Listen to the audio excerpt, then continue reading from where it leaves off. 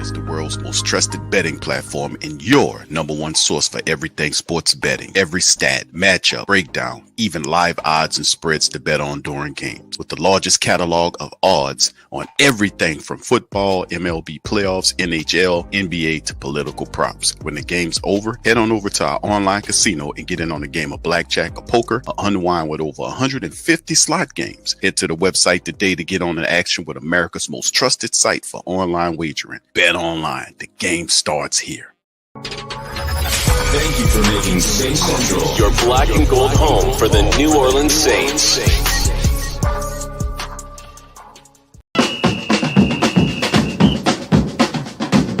Who that say they gonna beat them Saints? Who that? Who that? Who that say they gonna beat them Saints? Who that? Who that? Who that say they gonna beat them Saints? Who that?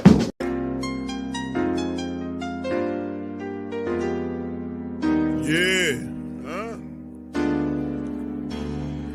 Boogie like Benson, I'm a who that. I'm a who that. Long as I'm living, I'm a who that. Lose or winning, I'm a who that. Sports Coma, yeah, this is where we do that. Where we do that, where we do that, where we do that, where we do that, where we do that, Boogie like Benson, I'm a who that. I'm a who that. Sports Coma, this is where we do that. Where we do that. Welcome, welcome, welcome. Somebody please better help. Running this thing like Elf. I thank God every day I'm not a felt. Go to YouTube live with Big Q and the guys. If you ain't ride or die, the bandwagon get flipped. Been marching in, that was way for the ring. I was yelling out your shame for the championship. Bucking on Tampa, duck down. Falcons, pluck, get shut down. Panthers ain't much touchdown. The vision really belong to us now. So much hate on the Saints, you could probably tell. Ever since Bounty Gate hit the NFL, when things seem fishy, then you probably smell the crooked referees are Roger Goodell. Yeah, probably like this, and I'm a who that. Every day I'm living, I'm a who that. Lose or winning, I'm a who that. This is Sports Coma, this is where we do that. Where we do that, where we do that, where we do that, where we do that, where we do that. Boogie like Benson, I'm a who that. This is Sports Coma, this is where we do that. You're listening to the Sports Coma with Big Q and the guys on the PRO Media Network.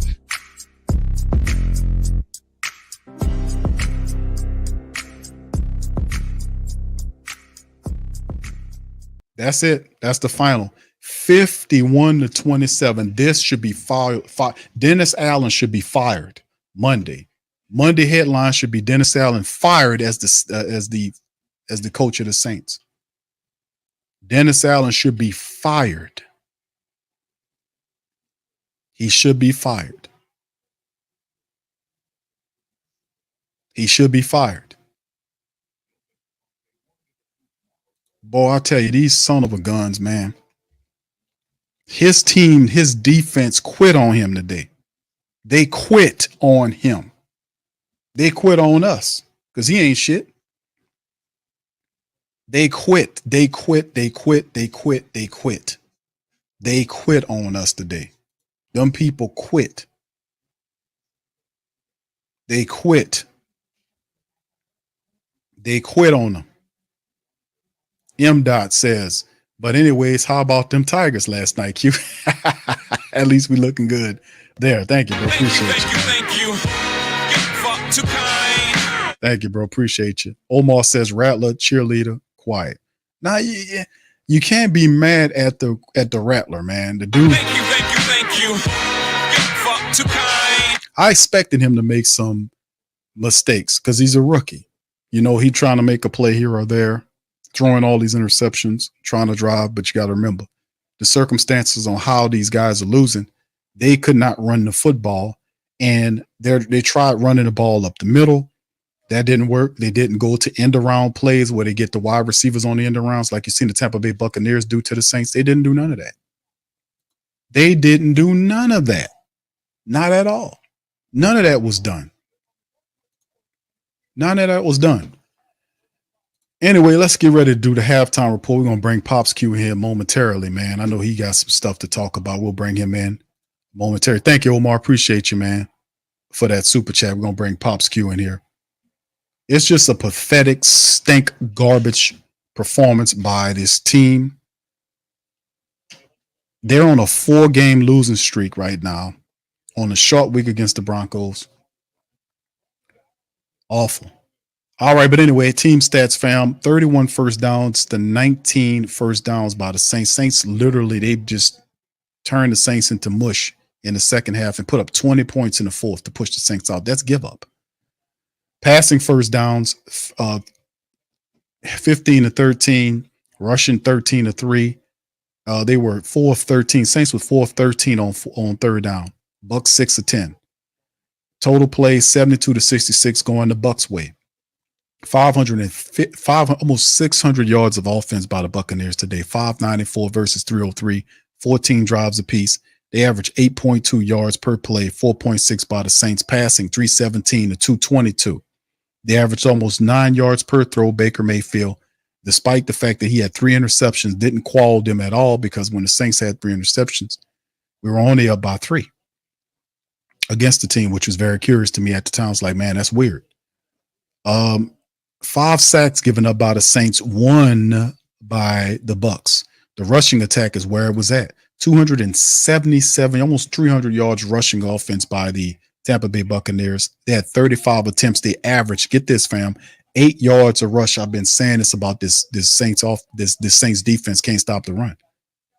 Been saying that they soft up the middle. And that's with Colin Sanders coming back. So they have to address that, man. 81 total rushing yards by the Saints. A lot of that came from Kamara, but Spencer Rattler wasn't that far behind. If you take Spencer's allotment away, it's like 30, 40 yards of rushing on 21 attempts, which is 4 yards a rush. Red zone, the Bucs were 4 or 5 in the red zone. Saints 2 or 4. Bucs had 12 penalties for 86 yards, 7 for 70 for the Saints, 3 turnovers apiece, which is a fumble loss. Saints recovered 2 and then they have the 2 interceptions, 3 interceptions by the Bucs. Time of possession changed because it was like within a minute of itself at the halftime mark. Notice how the change in how it happened later on in the game. Tampa Bay Buccaneers took the clock away 34 minutes and 2 seconds versus what the Saints had at 25:58. Awful. Absolutely awful, terrible, stink, trifling, all of that good stuff. Just didn't work. It just wasn't a good look for the Saints this game. Anyway, let's keep it moving, man, along as we hit the individual statistics here, man. Y'all just stay put to where y'all will have the Dennis Allen press conference, all that stuff will chime in momentarily. We'll pump that in as soon as it's able to be pumped in. Hold on just a second, fam. Give me just a second. Let me get that back up. All right, there we go. All right, so individual statistics as we come in. Spencer Rattler, as you can see, hold on, let me get that right here. As you see the number, Spencer Rattler, 22 of 40 for 243, 6 yards per throw, a touchdown, 2 picks, sacked 5 times, a rating of just under 61%. Rattler, 13 of 40 for 3.1. Elvin Kamara, 13 carries for 40 yards, 3.1 yards per carry, had a rushing touchdown. Spencer Rattler, 4 scrambles for 27 yards. So if you remove 30 yards of rushing right there, Saints have been around 50-yard rushing this game, minus 4 attempts. So it really wasn't that good. Foster Monroe, 2 for 54. Juwan Johnson, 3 for 48. Bub Means, 5 for 45. After he dropped the ball, he disappeared in the game. Cedric Wilson, 2 late catches. Elvin, 5 for 24, very minuscule. And, of course, the defense, top guys. Jordan Howden had 11 tackles. Paulson had 10. Marshawn had 10 as well. Jonathan Abram had 7. 1 sack by Willie Gay on the game. Saints got to him 1 time today. He had all the time in the world.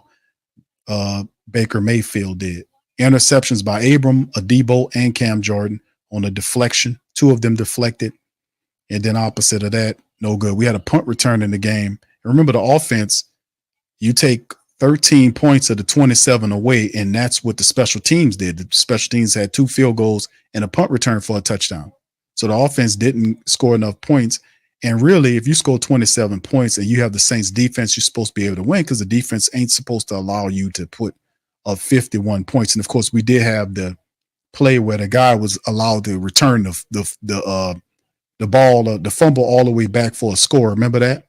Baker, 24 of 36 for 325, 9 yards per throw, 4 touchdowns against 3 picks. Didn't stop him. Sack 1 time, 97.6. Third string running back Sean Tucker had 14 carries for 136 yards. He averaged almost 10 yards a run and had a touchdown. Bucky Irvin, who was the starter, 14. He's a second stringer in their rotation. 14 carries for 81 yards, 6 yards per rush, and a score. Didn't matter if you were anything involved in a running attack. You got yardage against the Saints' bullshit defense. Sterling Shepard, the wide receiver, had 4 carries for 31 yards, average 8 yards per thing. And Baker Mayfield scrambled 3 times and had 29, which is an average of almost 10 yards. It didn't matter. It didn't matter who you were. Didn't matter who you were. If you was a person that worked on the opposite side of the Saints defense and their defense, they allowed you to do things. They allowed you to move the ball. All right. So big ups to the fam, man. Let's get to Pops Q and bring him in here. Pops, how you doing, sir? I'm doing pretty good, son. Can you hear me? Yeah, you're keeping kind of loud in the background. Oh, that's it. That's my television. I'm going to pull a little bit closer up here and try to volume up. But anyway, can you hear me now? Yes, sir. Okay, here you go. The most important thing that in the situation is the kid that played quarterback, Rattler, played with heart. He just didn't have the help. They tried to, which I expected. I didn't expect them to beat Tampa, honestly, because Tampa is at full stretch. They're playing good football. I mean, and they got the scheme down that they successful at playing with. But our people, we just don't have enough. We got too many. We're walking wounded. You don't have Taysom. You got some key pieces that's missing. So this had to happen. But Dennis Allen has made no adjustments for the mere fact that he had these people out hurt. He just didn't have any answers to stop him. They got good pressure on Baker. They forced him into some mistakes, but they couldn't capitalize on the mistakes that they made. You see what I'm saying? They couldn't capitalize. If they could capitalize and get touchdowns instead of field goals, we might have had a different outcome. But I mean, they can't run the ball because you don't have the pieces to allow them to run the ball.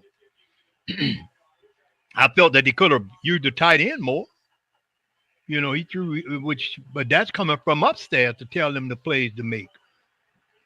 And DA, DA can't. DA he's a defensive coordinator. All the people he's got working for him, they don't seem to possess the skills to utilize what the Saints have to make the team go like it's supposed to go. And that pitiful display they did out on the field today, I looked at that final score, I turned the TV off because that's just not a way a good Saints football team plays. And I don't expect things to get any better when Sean Payton comes here. I don't expect it to get no better. Because right now they're down. They're heartbroken. Their hearts are not in the right places. They try to do the best they could. They just don't have the skill, the talents. With what you have right now, what played today, you didn't have it. Alvin couldn't get in the running room. And you have to give Alvin is your bell cow. You have to give open holes up for him to make plays. They play their running style, their offense is based on Alvin making some kind of running plays, making at least enough running plays to open the passing game up. You can't run, you're not gonna be able to pass. You see what I'm saying? So they'll just be playing out there, going through the motions, and Tampa figured them out.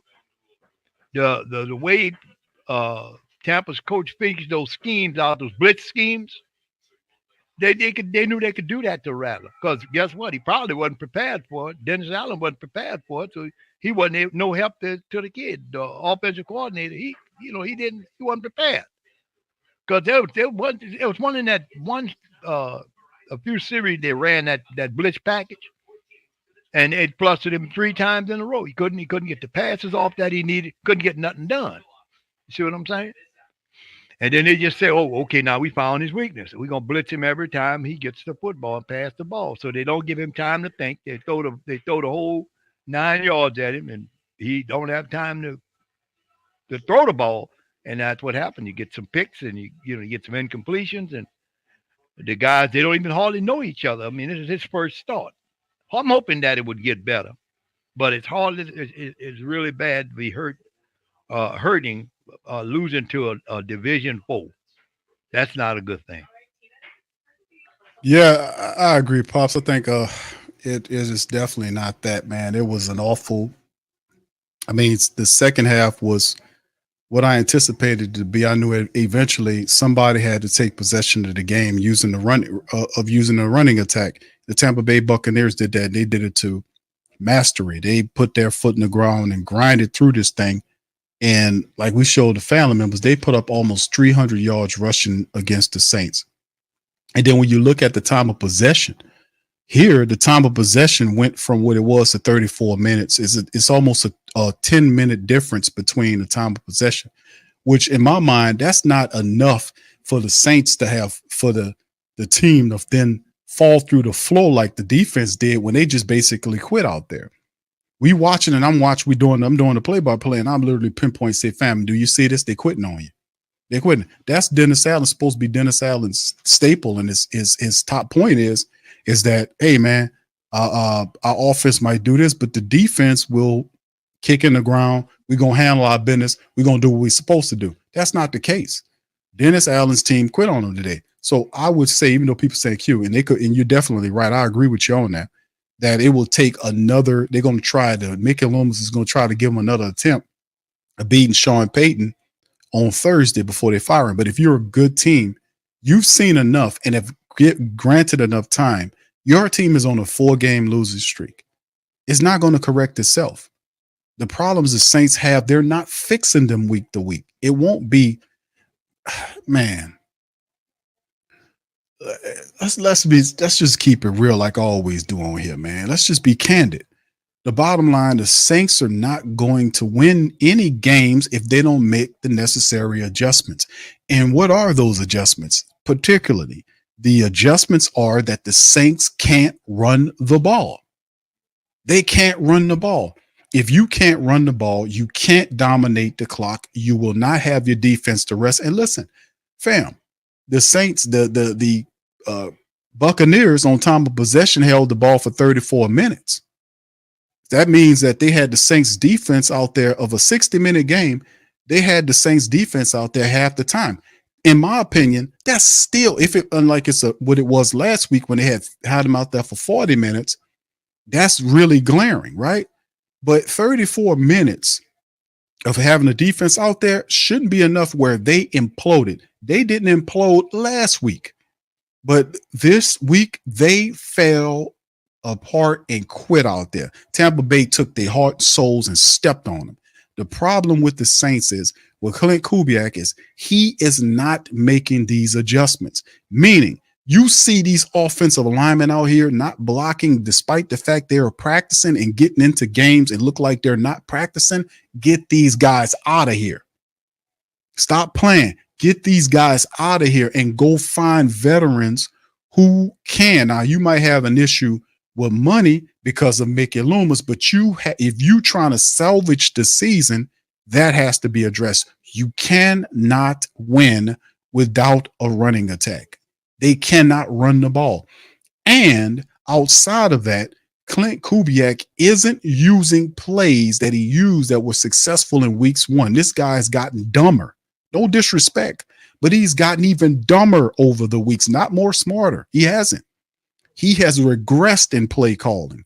He don't use end arounds using the speedy wide receivers to get to the edges along the sideline like Tampa Bay did, like Kansas City did, and all these other teams do against the Saints every week. Atlanta did that.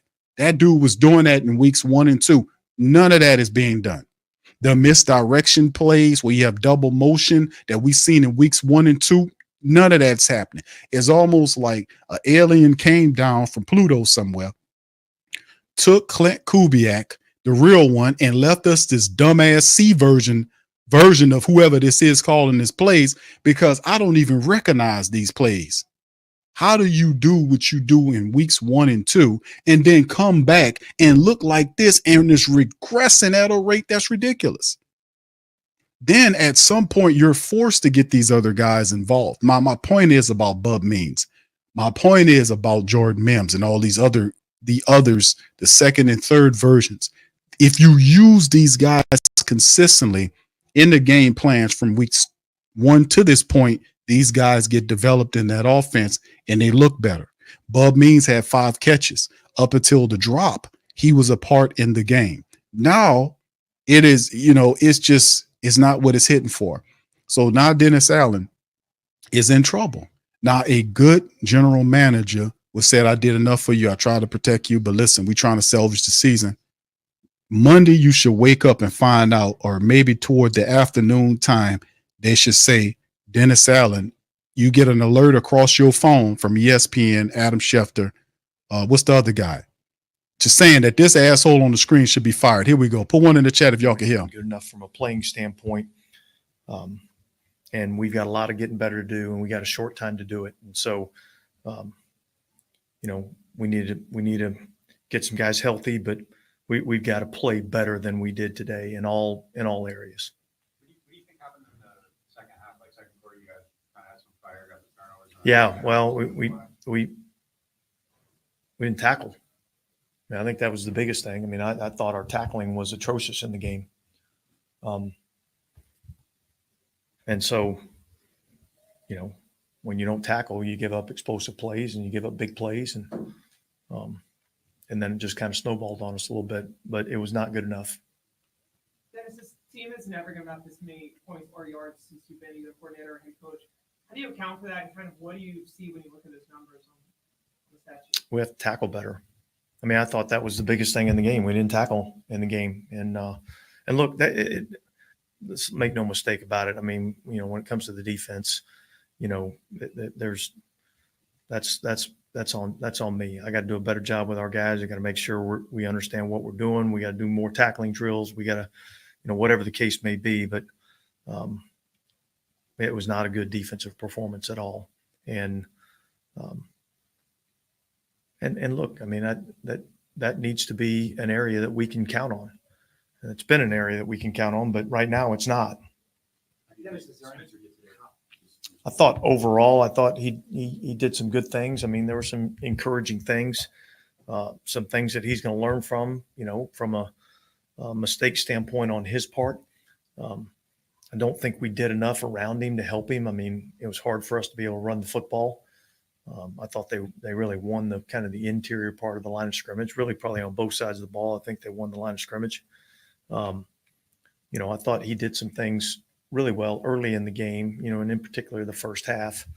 And then, as the second half kind of went on, I thought, they started to pressure him a little bit more, we weren't able to be as good in protection, and, it made it more challenging for him. Dennis, was there any commonality, any common thread you could find in the problems with the tackling? Was there sort of one thing, or like? Well, look, I mean, I think part of it's angles. Okay, it's technique. All right, it's wrapping up.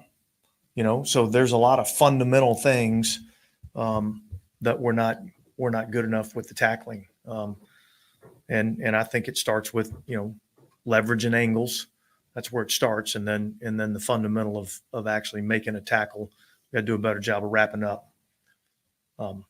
But that's 2 weeks in a row that we haven't done a good job of tackling, and that's probably our biggest concern. You talk about explosive plays. A lot of those are coming, on underneath plays that become explosive plays. Is that something you can fix in 4 days? It's something we better fix in 4 days. How does something like that spring up from a strength to I mean, is there a rhyme or reason?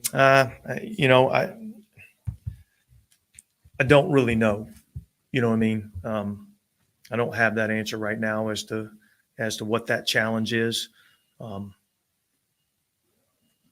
I think, one of the areas it starts with is, being able to put yourself in a position to be able to get off the field. And when you get off the field, you play less plays. And so I think that's part of our issue too. Is there much of technique versus just Well, I think it's a combination of both,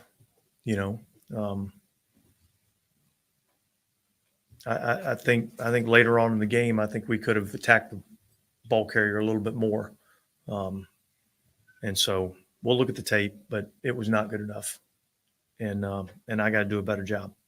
Dennis, after a game like this, do you welcome a game then? night. Yeah, you probably a little too early to ask me that question.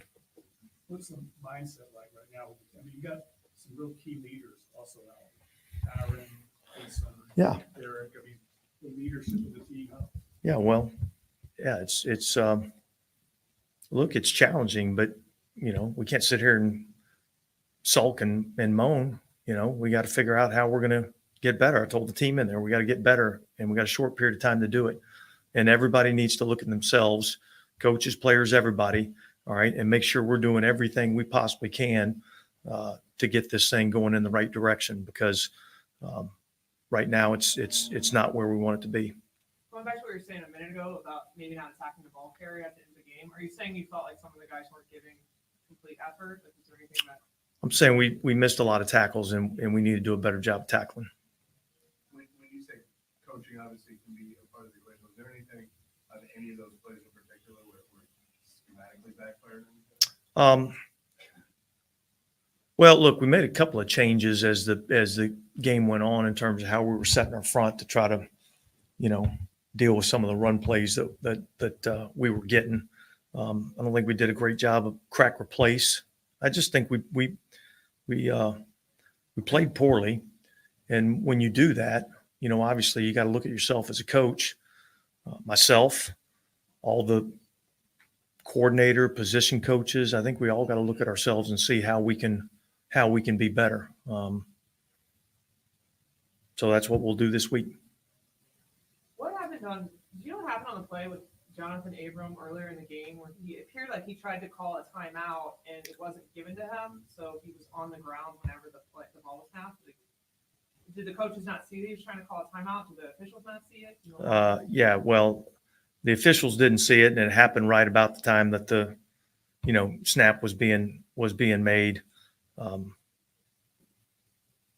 Yeah, I don't think anybody really saw it in time to get the timeout called. Obviously, there was a lot more to it on defense today, but the decision to stick with the corners on the side instead of having rush on a problem like might have happened in the past. No, look, I mean, we matched them the first game, last year, and then the second game we didn't match, and so I think we have confidence in our guys, and I didn't feel like that was the challenge today.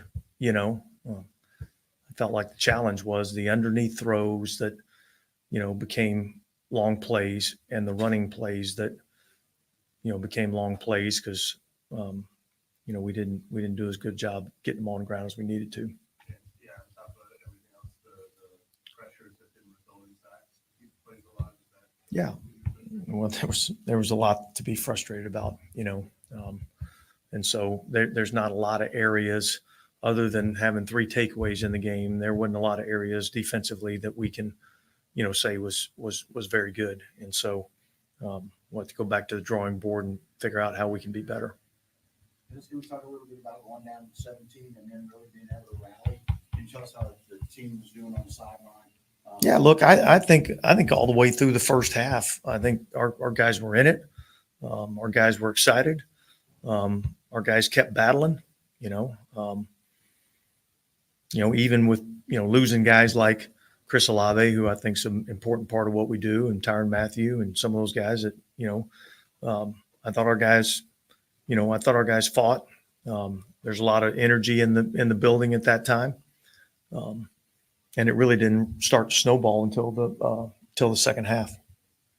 Coach, a couple times with the check downs down to the running back, especially when linebackers came in through the A gaps on blitz. Is that something where the safety has to come down and help, or is that a corner issue? Well, I'm not sure exactly which particular play that you're talking about. That might have been the curl route that Godwin got down the sideline. Yeah, I'm still not exactly sure which. Take time for one more, please. Did you have any extra words with Spencer, or any counsel for him before his first start? Nothing other than just go out there and go play. You know what I mean? Like, let's don't put too much pressure on this deal. Just go out and do what you've been doing since you were, that high, and go have fun doing it. And look, I thought early in the game, I thought he did some really good things. And then I think, as the game went on, the score changed, things became more difficult. You stick with him through this as a start? Yeah. Yeah. That's my intention. Yeah. All right. Thanks, guys.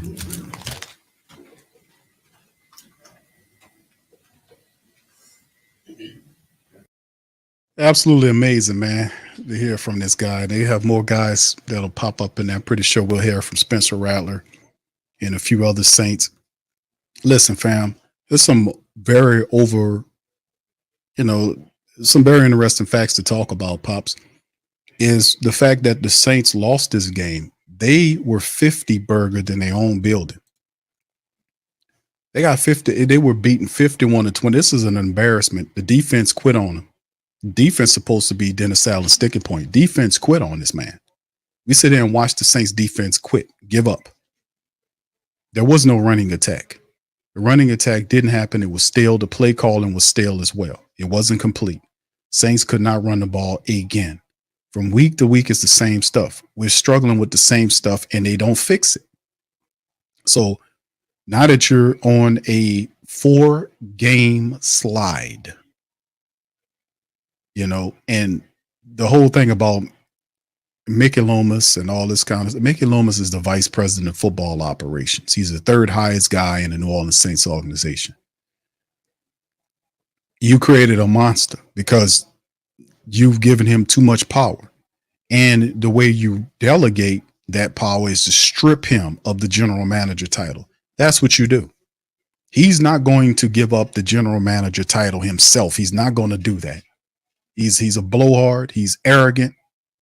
He's a fake elitist, even though he's an employee for somebody else. And he's quick to tell people they're not qualified. But you know who's not qualified? Your shitty head coach is not qualified. The dog that you picked to run the team is running on him. His defense, the sticking point for his defense, is it quit on him today. They can't run the ball. They can't play defense. And it's just terrible, man. At the end of the day, there's nowhere in the NFL where a coach should be able to make it out of this after 3 years and the team in a 4 and they went 4, lose 4 games in a row. You're now sitting at 2-4 in the division. There's no way he should be able to even make it out of this. Atlanta play this afternoon. They most certainly will beat Carolina. They'll go to 4-2 too. So Tampa and Atlanta are surely to be 4-2. Saints sitting up there at 2-4. On a 4-game losing streak on a short week, and Dennis Allen talking about we need to figure it out. It's nothing to figure out. We've already figured it out. You can't run the ball, right? Question is, if you can't run the ball, the answer is go get offensive linemen that can help you run the ball. As simple as that. Find some other guys, because these guys we have here, they're dumb. Sorry to say that, man, but they're dumb. They practice all the time, and they still can't hold up at the point of attack. An offensive lineman in the NFL is supposed to know how to run block. Pass block, if you're a really good pass blocker or a balanced offensive lineman, you can make some money in the NFL. But if you're a guy that's systematic like a run blocker, that's a staple point for most offensive linemen. You're supposed to know how to run block. That's all I'm asking you to do is open up lanes. These guys can't run block. They can't run. So if that's the case, then the play caller knowing I got a shitty interior offensive lineman. Fundamentally speaking, I'm not no offensive coordinator, but I played football. I know enough of football to know that if you can't run inside, you run outside. You use speedy components to get around the edges, and you do that. They wasn't doing that. They was using speedy guys to get around the edge. And then when they adjust, then you hit them up the middle. You don't vacate running up the middle. You stretch them out, then you run. The Saints didn't do none of that. The play calling is still the same style play calling that we've seen from Clint Kubiak over the last couple of years. It's just what it is. So that's a big staple point. How do you fix that? Just like I said, and the issue's not just Dennis Allen, it's Clint Kubiak too. Clint Kubiak is calling these vanilla games where the things that we've seen in the games too, if it's a staple of your offense, you're going to do some of that stuff. This dude pulled all of that shit out of there. The misdirections, the double motions, the shit that confused the defense, he pulled all of that out of there. And like I said before, when Taysom Hill doesn't play, the guy doesn't have a chance. He doesn't have a chance. When Taysom's away, Clint Kubiak can't call a play. He can't. So if you can't overuse Taysom and break him up into 1,000 pieces, then he relies on Elvin Kamara, doesn't get anybody else involved. Still only 2 carries for Jamal Williams, who's averaging 4 yards a carry. Why? You still can use these guys. If you got to decoy Elvin and stretch out Tampa Bay's defense to use your power attack, you still have a chance. If you can't get inside, you go outside. And then when you start working outside, they spread or expand so that you can use inside and you mix them up. That's how they do. How I know? Because they did that to us. They do that to us all the time. Now, how Dennis Allen sitting up here watching the same shit we watching, and he getting paid all that money, and you mean to tell me he don't know that? Well, Q, what are we gonna do? What are we gonna do, Mama? Vinton Harper around this mug. This is what that's what his goddamn name is, Pops. His goddamn name is Vinton Harper. Well, Drew Willis, what are we gonna do, Mama? What are we gonna do? Dennis Allen it turned into Vinton Harper from Mama's Family, man. This is going crazy. I mean, the man is insane, man. How do you don't know this? And now we better figure it out. If you ain't figured it out by now, dude, you got a short week against Denver. Don't worry about it. They'll take care of it for you. If we're a progressive organization, the bottom line is, if we're a progressive organization, we done seen enough. We done gave Dennis Allen enough time. It's time for him to go. We're trying to salvage the season. If he don't have the answers, he's not the man. He's not the man to lead you if he doesn't have the answers. You're on a 4-game losing streak. You just lost 2 games to your division rivals, right? You just lost 2 games. They're going to be 4-2. You're going to be 2-4. You got demolished in your building. They put a 50 burger up on the Saints today, piled up almost 300 yards rushing, and Dennis Allen with that possum face gonna stand up there and talk about we got to figure it out. Man, this is unreal. But if you are the Saints and if you're Mickey Lomas, the only dude above him, because it won't be Gale to do it, it has to be Dennis Lauscher. I know I'm asking Dennis Lauscher a lot, but don't forget Dennis Lauscher. For family members talking about Mickey Lomas, there's a guy in the organization that's higher than Mickey Lomas. He might be high. That's why he don't make the calls. But the reality is one dude that's above Mickey Loomis. His name is Dennis Lauscher. Do not forget Dennis Lauscher's name. He is the president of football operations for the New Orleans Saints. He's the right-hand man of Gail Benson. If anybody is going to do something, because Mickey Loomis will not separate himself from the general manager position, even though he has the VP job. He wants the general manager job too. And he hired all these ex-GMs so he can sub out the job that he has because he don't want to give it up because he's an attention whore. The game done passed you. Get out of the way and let these other guys have the job so they can turn the team around. He's not going to give the job up. It's up to Dennis Lauscher to say, listen, bro, we appreciate what you done did for the last 20 years, but time is up. This is a younger league. We need younger people in here that's more accustomed or more in tune to today's league. Let's try Kai Hartley. Let's put him in control of the team. Kai, you're the new general manager. Mickey, you're still a VP. That's what you do if you're serious, and let him fire Dennis Allen and let that man hire his coach after the year starts. You won't see something shake, and that saved this franchise. The time is now. We done listen to Mickey Loomis with all these stupid stale moves already, him lying about Dennis Allen. We're not surprised about who the hell Dennis Allen is. We're not. Dennis Allen has always been this dude. And when we talk about off-code behavior and what the hell he been doing with the Spencer Rattler thing, a guy like that is not going to succeed, fam. A guy that practices and do bullshit like that, where he makes Rattler the emergency quarterback to protect Carr. And then when Carr gets hurt, he leaps him ahead of Jake Haener. Get out of here with that. The guy earned the job. He should be the number 2 guy. That type of bullshit, I can't stand it. That's why a bum-ass coach like him is not going to make it in the league, because people, not just myself, but players who are right up on it, see, hey, man, that's messed up, because them dudes in there competing. And I'll be looking at Jake Haener's side eyes too. Here's our rookie quarterback, Pops. Myself got to play better in that second half, but we fought, we battled, and we'll learn and get better from it. Did you feel that Tampa adjusted in some way in the second half that created some issues, or was it just kind of sloppy play? Was it just kind of execution? Yeah, they played more man defense, heated us up a little more. Had wider ends because we ran a lot of keepers, a lot of boot outs. So, they definitely had a good play in that second half. But again, it came down to execution, what we could have done better, what I could have done better, and what we could have done better as an offense. We had the defense on the field a lot, put them in a tough spot. So, we just got to convert and play better. Did you feel enough good in your personal performance to give you some, optimism going forward that you can fix the other stuff? I don't want to talk about myself. You know what I mean? I was, as a group, I was happy with what we did that first half, scoring 27 in the first half. Obviously, defense put us in great positions. Something that I didn't do was toward the end of the game, I didn't want to have a turnover this game. We ended up having to. So I got to be better in that area. But, I'm going to watch the tape tomorrow as a group, as a position group, and get better from it. Have you gotten a chance to look at the first interception? Yeah, it was man coverage. Actually alerted to it. Had Shaheed, just underthrew it a little bit. 27 made a good play. Spencer, how about your touchdown pass?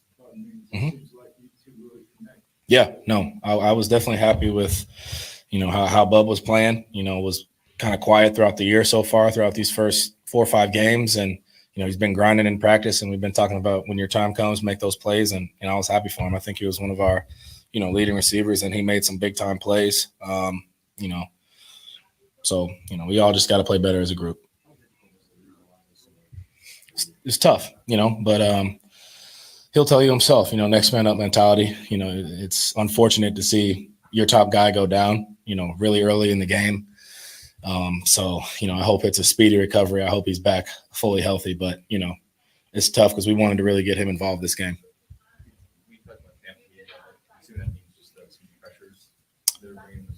Yeah, I caused a few of those sacks, you know what I mean? O-line, I thought, fought their butts off all day, played really well. Thought we did some good stuff to help them up front, but just continuing to work that pocket, get the ball out, and got to give credit to that defense. They played well in that second half.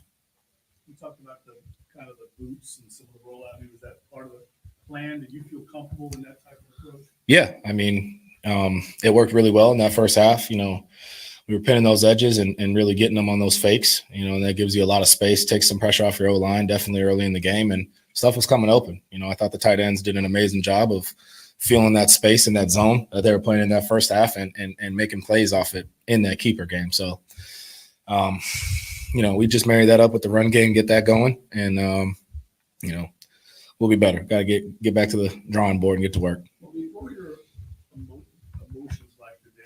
Your first start, I know it's tough to talk about now right after the game, but your first start is in the NFL play. Yeah, felt very calm. Felt, it was fun. It was fun to be out there. Felt really good. And, definitely have a lot of stuff to clean up. First start, I'm going to be better. Spencer, when you went to Oklahoma, did you ever get to meet Baker Mayfield? Yep. Yeah, I was telling the story, when I was getting recruited there, I remember sitting in the coach's office talking with Baker. So it's cool to see him after the game, showed a lot of love. I respect him, all the adversity he went through, thought he fought today, till the end and, did what he had to do to win. What did he say to you? Yeah, keep it between us. You hear a lot about, the speed of the games. Did it feel fast out there? Did it not feel fun? No, football is football at the end of the day. Obviously these guys are every week you're going to play the best guys in the world. We got to execute. We can't shoot ourselves in the foot. I got to be better. We got to be better. After a loss like that, what's the post-game like? It's not a good vibe. You're not happy when you win. But can't hang our heads. We just got to keep chopping. You know what I mean? We got to keep chopping. You can't quit. So that's one thing we won't do. There are a couple of plays that safety would fight up as soon as you rolled out during the bootleg. That's something that y'all saw on tape during the week. they were just reacting how they reacted. We just read our play, read our reads, and there was a lot of good stuff in the boot game for sure. What was Derek Carr like for you today? Amazing.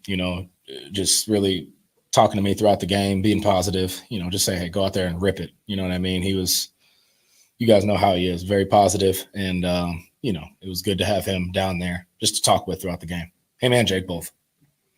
I was going to ask a little bit about Jake because I said you were kind of right in between those two Mm-hmm. guys. What kind of a role did Jake play for you today? Yeah, he's very involved and always stays, paying attention throughout the game, and you got to respect that. Very smart guy, and he's just, hey, we didn't talk too much throughout the game. I was talking to Derek most of the time, Coach Janoko, but Jake always has great input, very smart player. I know one of the big connections between you and Jelon ended up getting erased because of penalty, but it seems like somebody you were very comfortable going to throughout the game. What is it about him that gave you that confidence? Yeah, that was a great route he ran. It was man coverage. He slipped that linebacker. That was a huge play for us, and we shot ourselves in the foot on that one. I think it was illegal formation. So, we all got to be on the same page. But he's him and Foster both good security blankets to have out there. Two good weapons that can make plays on all levels of the field. It was in my locker, so I didn't make that decision. But I'm sure Bub will have one too. I think I read where your first game in high school didn't go the best as a start. It probably went worse than this for sure. Yeah. But you have to find some encouragement to go forward, confidence. Yeah, I think you see a lot of guys in their first start. I'm not going to hang my head. I'm proud of what I did, what we did as a group, battling wise. We just got to clean up. That's all it is. We got to clean up, go through our reads, and just keep chopping wood. You can't hang your head after a tough loss like that. We all got to be better. Starts with myself.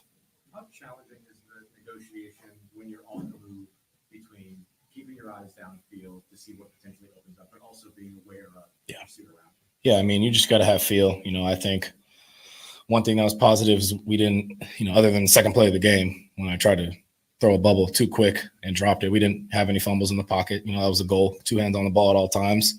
We escaped the pocket, well at times, and sometimes, they get to you. You always want to keep your eyes down that field and try to find your guys, but, sometimes that's just how the ball rolls. Did you feel the crowd's emotion when you got introduced? Yeah, it was cool. I've been a part of that a few times here, getting to watch the guys run out. It's an awesome feeling. What's you took a lot of blame for things today. What's the biggest area, just without watching film, that you want to improve on from today to Thursday? Just protect the ball. Don't underthrow it to let the guy make a play on it, and then see the dropper on an out route. Those 2 mistakes. That's what I want to get better at. Thank you, guys. Thank you.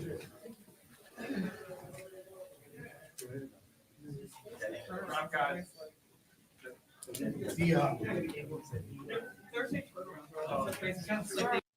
think that might be the end of the press conference right there. Dennis Allen and Spencer Rattler. We'll see if they get anybody, but usually they start making noise like that. That'd probably be the end, but we'll leave it up there just in case.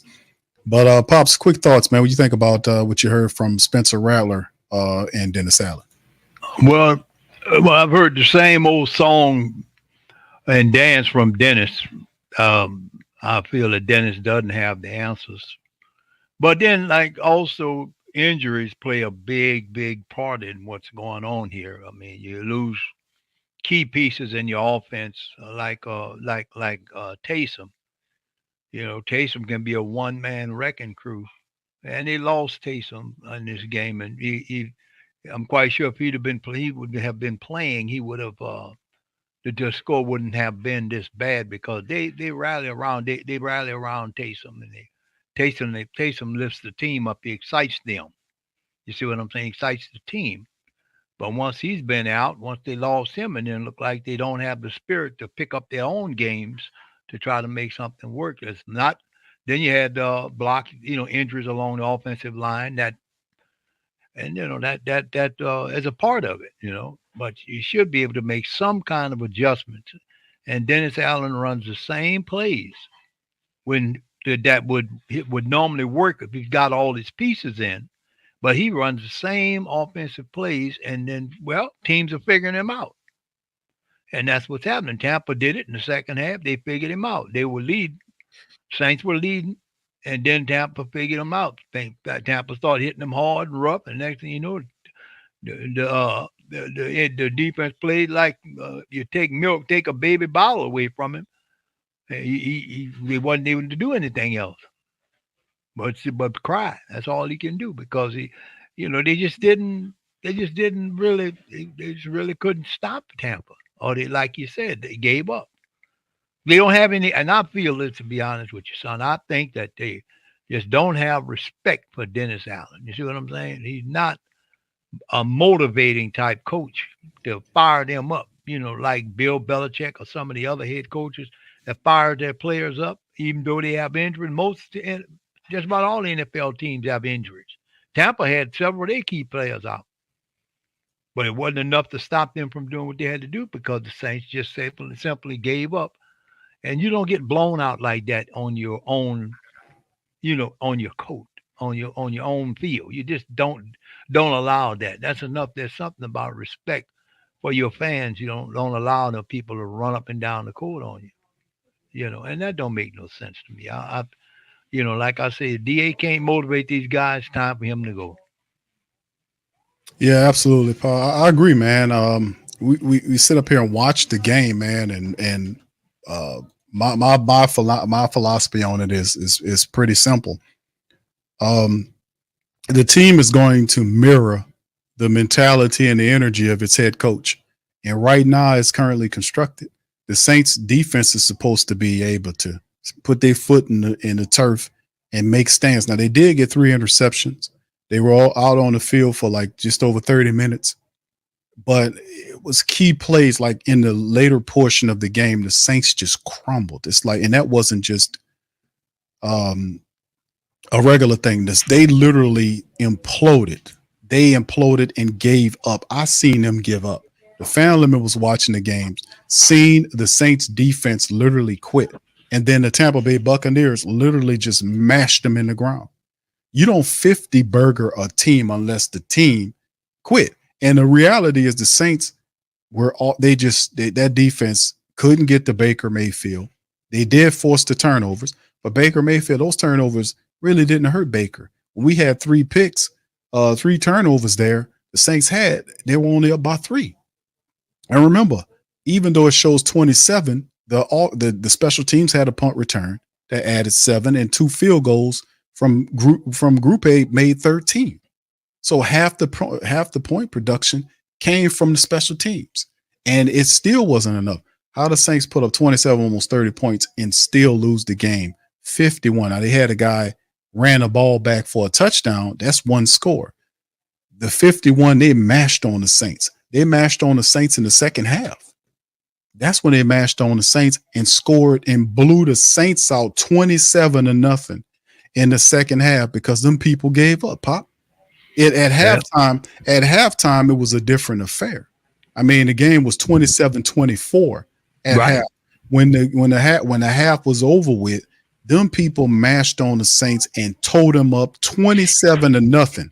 27-0 in the second half. They really gave up a lot of points. They sure did. Gave up a lot of points.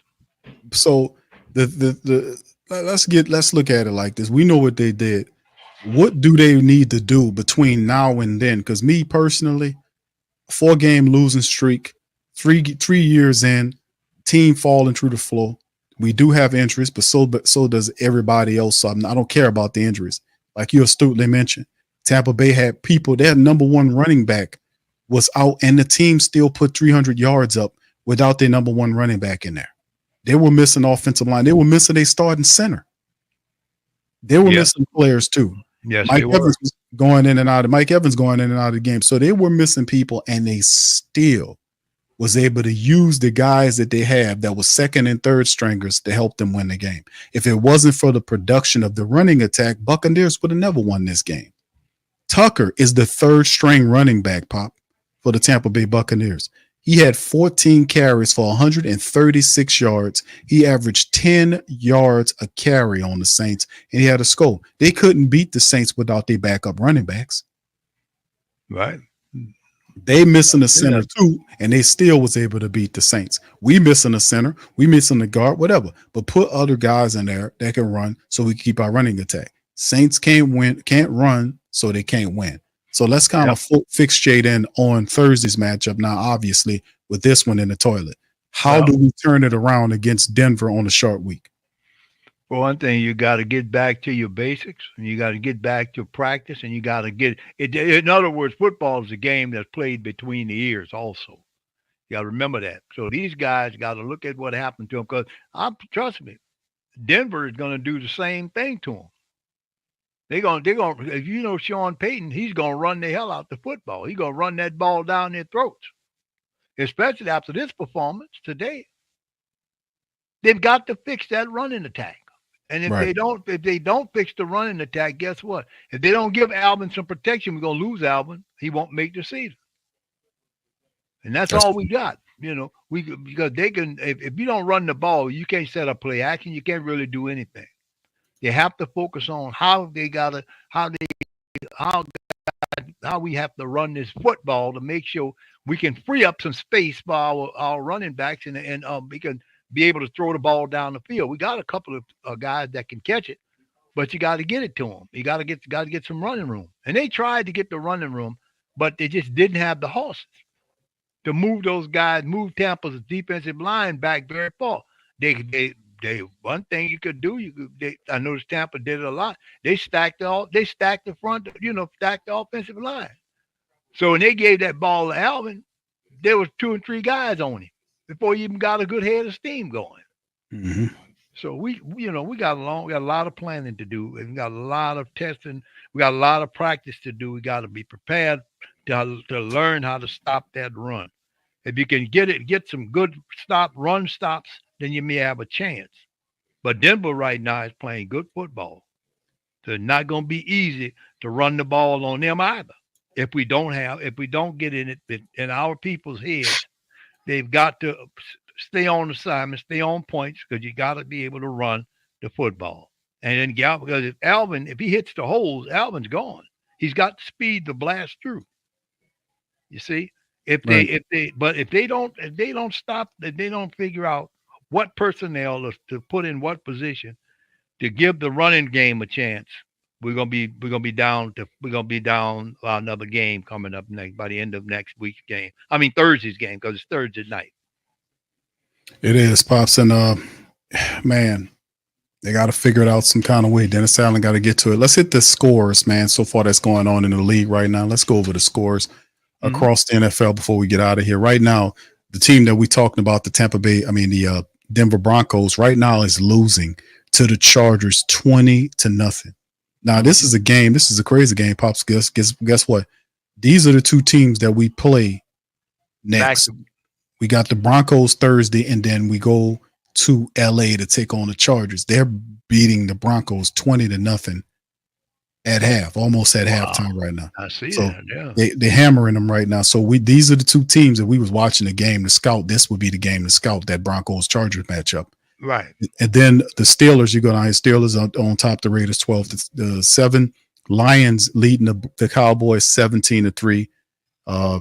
At 10 minutes into the second quarter, Falcons trailing the Panthers 10-7. And like I said, I think that then of course the Falcons are marching. They got the ball, but I expect it'll be cool that the Panthers beat the Falcons. That will be cool, but eventually I think the Falcons will win the Panthers matchup, and that'll put them at 4-2. And they got a tie break on the Saints tonight game, Bengals Giants. And then there's a couple of other games. The finals, Bears beat the Jaguars 35-16. They're now 4-2. The Cardinals get knocked off by the Pack 34-13. They're 4-2. The Colts get a victory over the Titans, who, they continue to fall through the floor. 20-17. They're 3-3. Texans blow out the Patriots 41-21. They're 5-1. Talk about a team with a good coach and what a guy could do.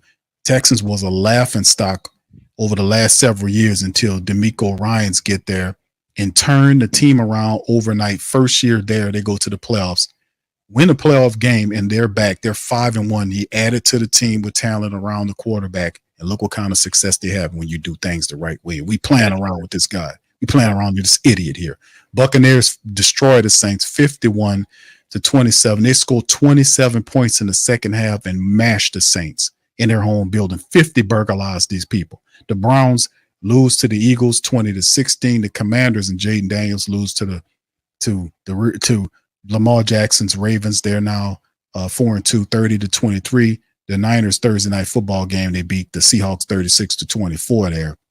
And the Monday night matchup has the Bills and the Jets going at each other. So yeah, this is going to be interesting to see how things playing out, man. But in the end, like I said, the Chargers right now are beating the Broncos 20-0. So we might have a pissed off Charger club when the Saints do come around to play. So yep, that's right. And they're gonna come back. Oh, look what Tampa did them. We can do the same thing. We'll run on them. We can, we know their team is fracturing. The Saints is kind of fracturing right now. Right. Because for one thing, you don't have much of a head coach that could pull a team together. You got to make them guys feel ashamed of themselves, that they will come back and play with have a determined heart to win. They gave up, like you said, been saying, son. They gave up on them, on these coaches, because what these coaches are telling them to do is not working. It's not working. Yeah. They figured whatever the offensive coordinator was doing, the teams have figured him out. And he's going back to vanilla stuff. And you can't just run vanilla offenses against these new schemes that they got. You got to get with the program. You got to get with the program. It's just bottom line. Yeah, it's man, if there's any justice to what the Saints got going on, Dennis Allen should be fired Monday morning. I'm gonna be honest with you, but Mickey Loomis is a egotistical person that is quick to tell people they're not qualified to have football opinions. So I don't quit a fake elitist like him to check himself and say, you know what, enough is enough. We done seen enough. It's time to kind of focus on other guys. Now, before we go, who would be, let's say my scenario plays out, Pops, where the Saints say they come to their senses, they fire Dennis Allen Monday. Who should be the interim coach? Who's the guy that should take over? Let's just do a quick preparatory thing. Who would be the coach that you would prefer to see if Dennis Allen's fired? Who should be the interim coach of the team if he's fired? Y'all chime in the chat. Let me know who should be the interim coach. Well, who do you think, Dempsey? The interim coach probably would be Kubiak. To take. He's an offensive guy. He could. I guess he could run his schemes after he gets everything in order. And then another coach I would think maybe would be what his name is, the guy who used to coach Tampa. What is that? He's just on my mind. I'll think about him, but we could start with Kubiak, but they got some. Then we can then after the season's over with, we could start looking for us a real head coach, somebody who really can take the team by the horns, because we don't have that. That's the only problem I have with Gail. She sticks, they stick with people too long. That's not helping the team win. It's just amazing. It's just not sticking to it. They're not sticking. They don't stick with them. You see what I'm saying? Right. Though, and it's gonna come out in the wash. If he survived this season, I really would be disappointed in Saints organization leadership. This man survived, especially if they lose next week. That's four. This is what, 4 games straight they've lost, and everything turns on the turnovers. You cannot spot, like they spotted Atlanta 2 touchdowns. They spotted these people 2 touchdowns. You're not going to beat any NFL teams if you spot them by 2 touchdowns. Touchdowns is hard to get in the NFL. Then you're spotting them 2 touchdowns with foolishness and throwing interceptions and doing, come on. But a lot of that is because they can't run the ball. If you don't have to put the ball in the air so often with the kid, I'm not blaming the kid, because the kid did pretty good today. You know, he was pretty accurate in what he threw. He had some that got intercepted, and then we had some that got intercepted. You know, Baker Mayfield was a better, more experienced quarterback, but he turned the ball over 3 times. And again, I'm saying they had no business winning that game. They shouldn't have won that game. But we don't have when you don't have your weapons and don't have any offense. That's the way it ends up. They figure you out quickly. But Tampa had injuries also. Like you said, their key running back was hurt, but they still got the job done, and that's because they have leadership and the coach have respect for the team has respect for the coaching system, and coach and the system he's running. That's the reason why the Tampa Bay Buccaneers won that game. That they just took, like you said, they took the heart out the Saints. And that crowd, that Superdome, people pay big money to come down there and watch them play, play the game, and then they lose the way they lost today. It's very disappointing. Very disappointing. Yeah, absolutely, Pops. I think my call is if Dennis Allen gets fired, he gets fired on Monday. The 2 guys that I would recommend would be number 1, Joe Woods, or number 2, Rick Dennison. Mm-hmm. That would be the 2 guys that I would recommend to run the team. Although Clint Kubiak's not ready for that responsibility. Yeah, he just got there. Yeah, he's regressed. His play calling is suspect as hell. He showed me over these 4.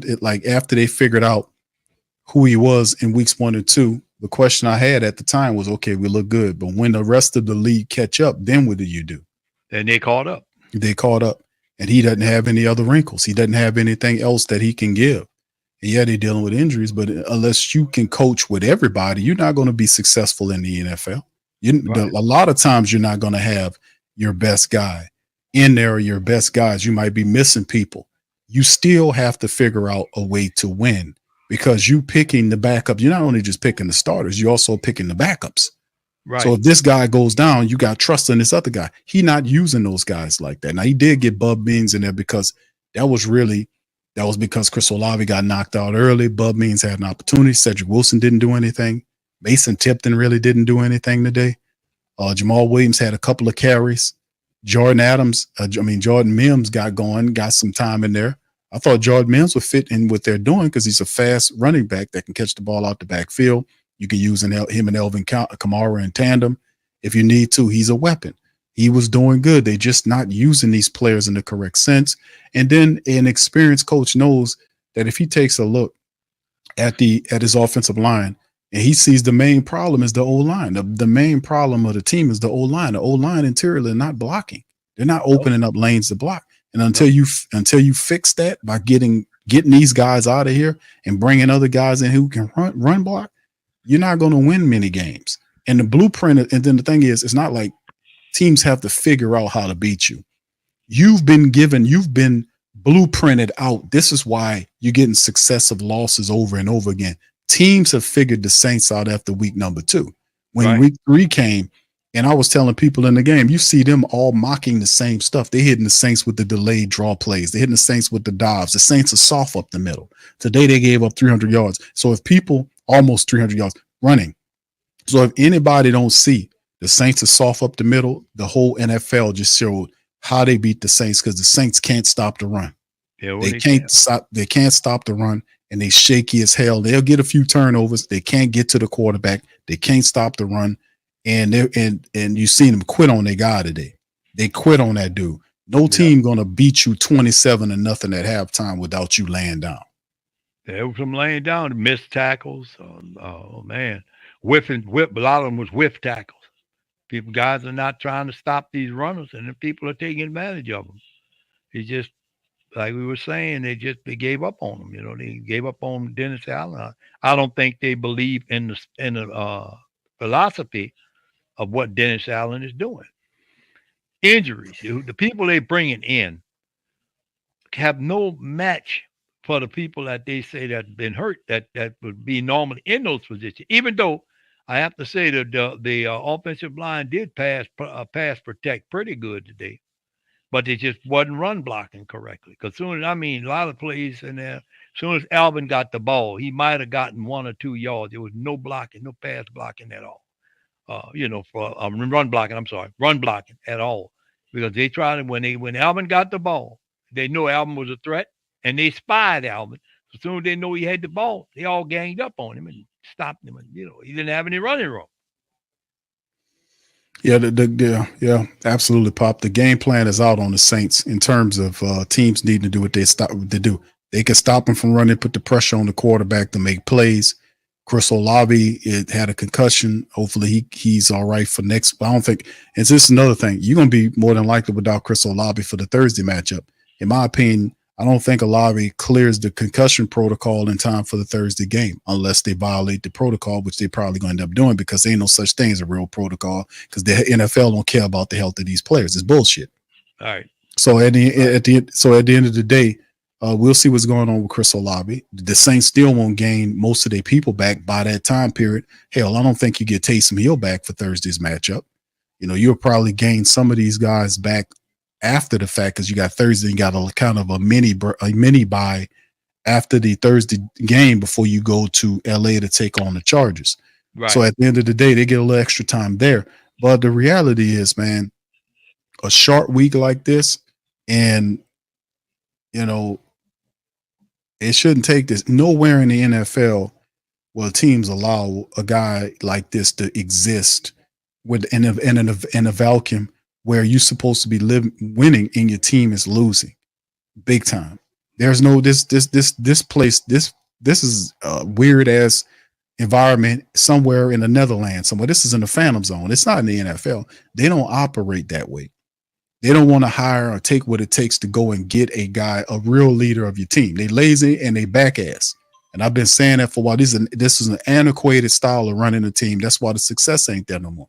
You got to be able to move these older people out, especially at the general manager level, and get somebody that's fresh in there. Get some of these new guys in there. Problem is, the guy to make that decision won't give up the position whether they're losing or not, tearing up the salary cap with these bad moves, doing all this stupid stuff that he got going on. He put this weak ass coach here and talk about this guy is good. This guy don't have any leadership ability.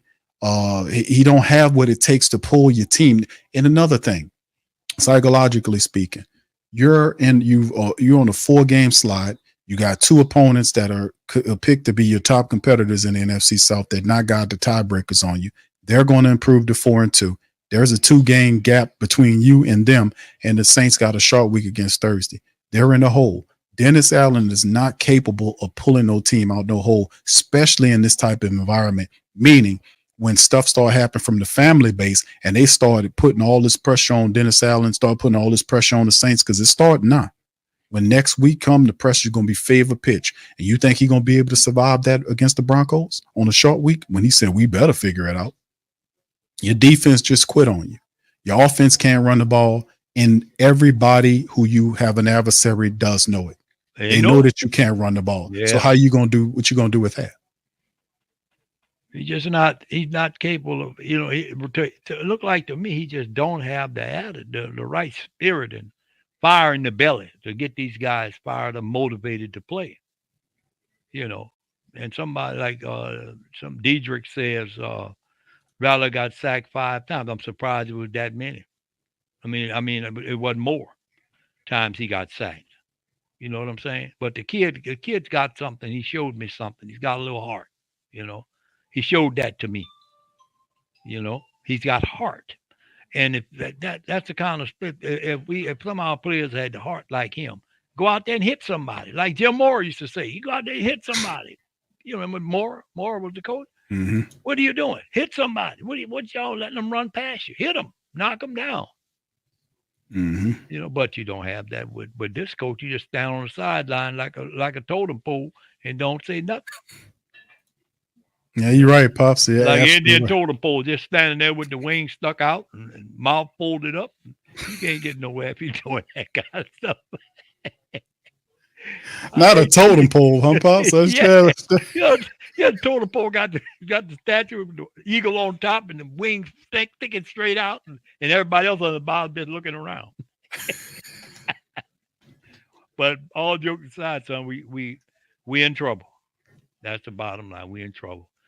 I don't see them making the playoff this year. They might, if they keep on this streak, they're not gonna win. They're not gonna win 8 games, and they're not even win but 7, and then they're gonna lose to everybody else. Because if they're still running the same kind of offensive sets that they've been running since the game started, well, you know what's going on. It's not gonna happen. They're gonna be, and then at some point in time, they're gonna have to make a decision on Dennis Allen. They ain't got no choice. They got to. Like this is one of them right here, Pops. He's standing up there like that. Yep. Yep. See that? There ain't wings hanging out.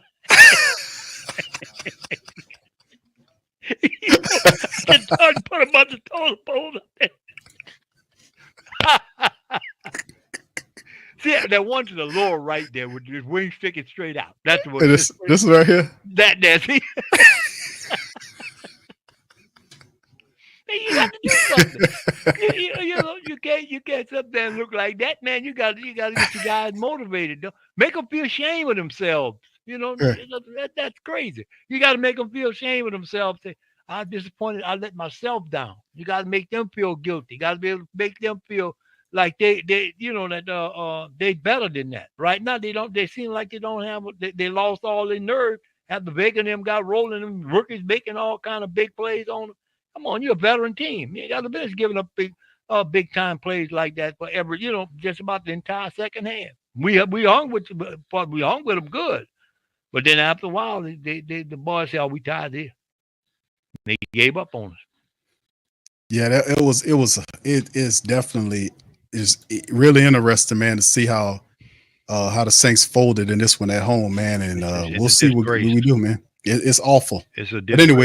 But anyway, with that being said, Pops, we're going to get ready to get out on that. Listen, I'd like to thank everybody for tuning this episode of the Sports Coma watch party. Shout out to all the family members, the 200 plus people in the building. Please feel free to do me a service. Hit the like button, hit the subscribe button, and by all means, feel free to share the show on social media feed, man. Listen, since Dennis Allen's never going to apologize to you for a pathetic loss, and usually when you get 50 burger, let me just show you something.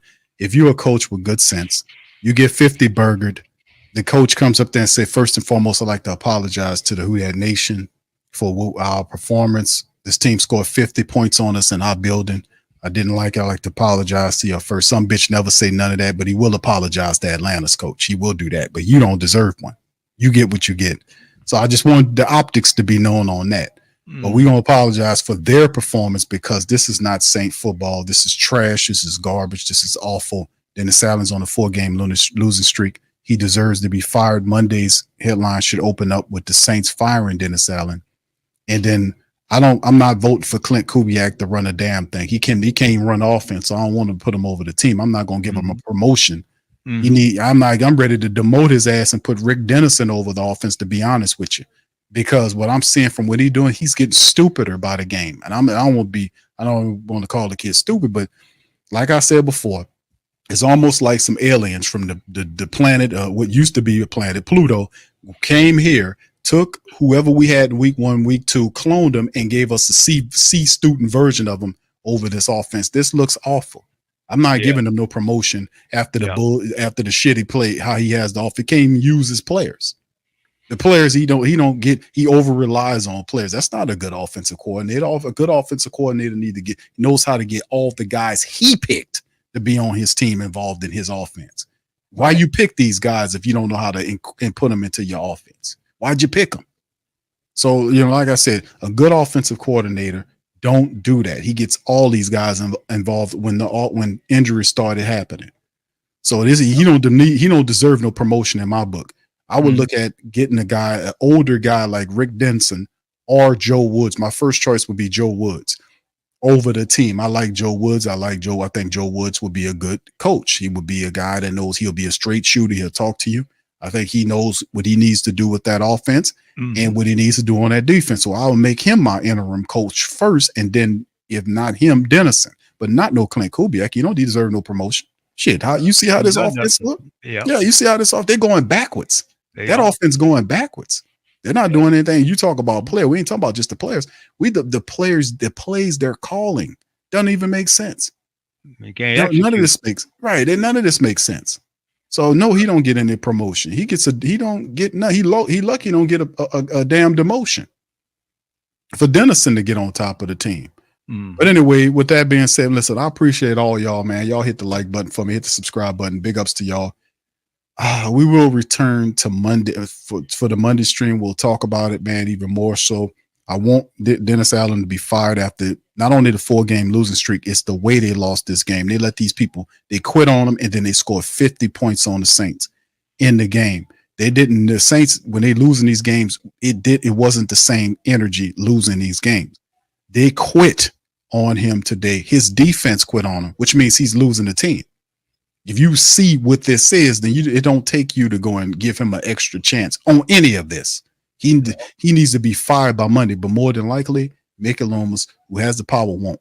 So I don't appeal to Mickey Loomis because I know what type of dude that is. But I will appeal to Lauscher, his boss, and hopefully Lauscher could do this. Let this energy and this vibration, these words get to these people if you want to save the team. Because sticking with Dennis Allen is going to cost you a boatload of money, and he ain't worth it. They think it's a game. They think these are fat cats that's sitting up here. They think they got it and all this, and you're going to still support them to give you any damn thing, and you still support it anyway. Time for people to get smart. I've been on this for a while, and I've been saying this about commitment. Like, oh, they blew out the teams the first 2 weeks. It looked good, but 2 weeks, you don't jump back and say we're going to start supporting the team after two blowout games when they was stinking for years. 2 games do not equate years. You got to build forward. Improve and earn your wins just when it happened. When people caught up to him, injuries start getting mixed, and the next thing you know, you get what you get. So at the end of the day, I don't think, Pops, that's going to happen. I think they're going to end up keeping Dennis Allen through the Denver game and that kind of stuff. But that's just what Mickey Loomis do because he's an idiot. Okay, bottom line, he's a ego-driven idiot is what Mickey Loomis is, who don't need to be the general manager of nobody's football team. Whatever he did that shit years ago. He hadn't done anything as of recent. And like Janet Jackson said back in the day, what have you done for me lately? Shit. You ain't done nothing for me but put a team up here with this possum-looking ass coach up here and a 50 burger in front of our face. That's what we did for you lately.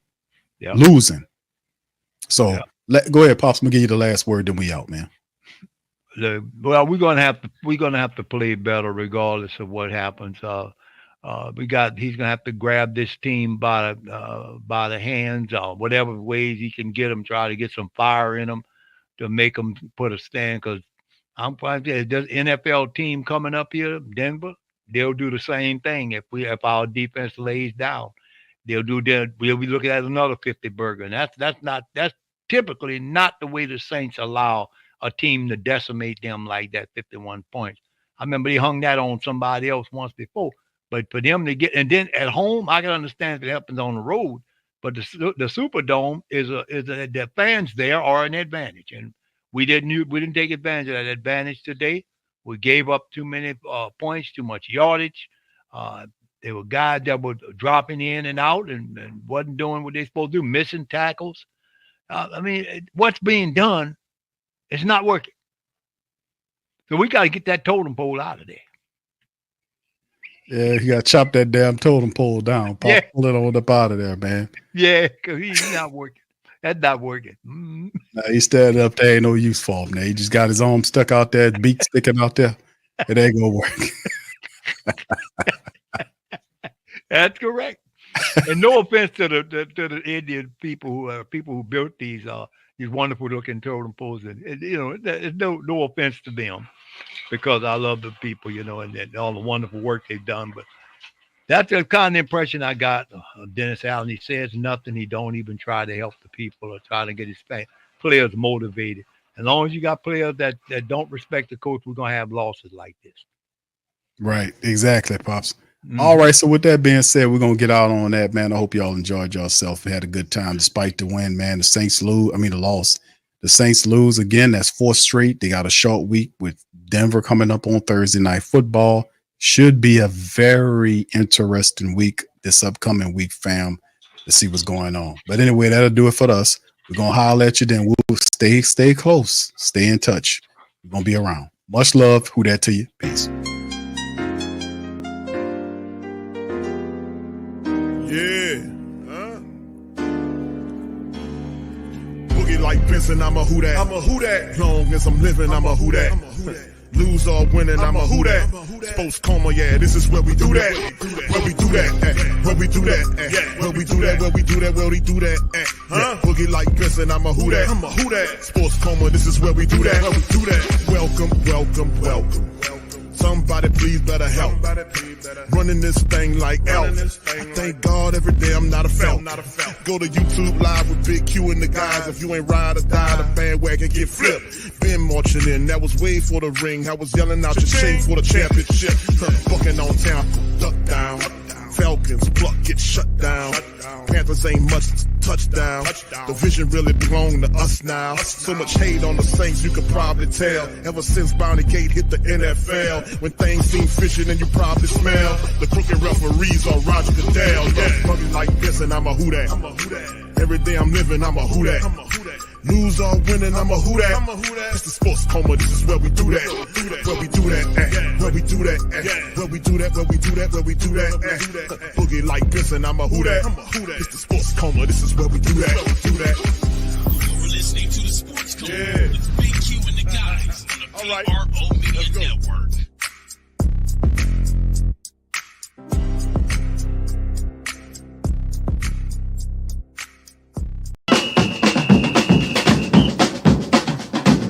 Who that say they gonna beat them Saints? Who that? Who that? Who that say they gonna beat them Saints? Who that? Who that? Who that say they gonna beat them Saints? Who that? Thank you for making Saints Central your black and gold home for the New Orleans Saints. BetOnline is the world's most trusted betting platform and your number one source for everything sports betting. Every stat, matchup, breakdown, even live odds and spreads to bet on during games. With the largest catalog of odds on everything from football, MLB playoffs, NHL, NBA to political props. When the game's over, head on over to our online casino and get in on a game of blackjack or poker or unwind with over 150 slot games. Head to the website today to get on the action with America's most trusted site for online wagering. BetOnline.